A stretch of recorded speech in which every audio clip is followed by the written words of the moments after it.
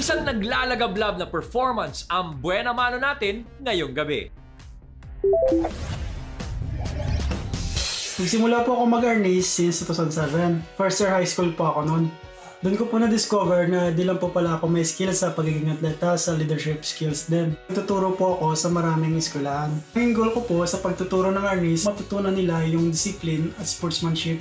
Dahil po sa pandemic, cancel po lahat yung mga events at trainings namin. Parakit-rakit na lang po ako ngayon.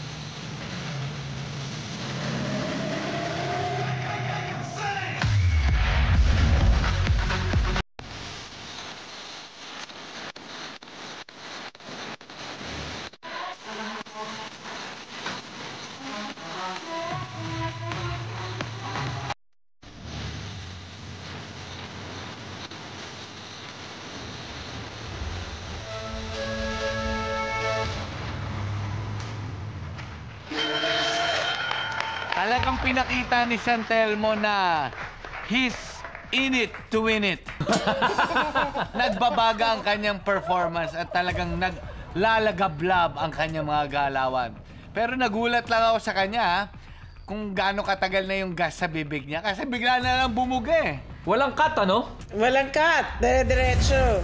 So, doon niya ako napabilib. Iba pala pag ang gumawa ng moves ay martial artist, no? At hindi fire dancer. Parang iba rin yung itsura. Oo, but you have to admit, Santelmo, he was on fire. Literally, Santelmo on fire! Charot lang. Santelmo on fire! So apparently, magaling talaga siya mag-arnis dahil ang dami nga niyang medal. Pero sana, next time, Santelmo, I want to see more moves na sana may kasparing ka.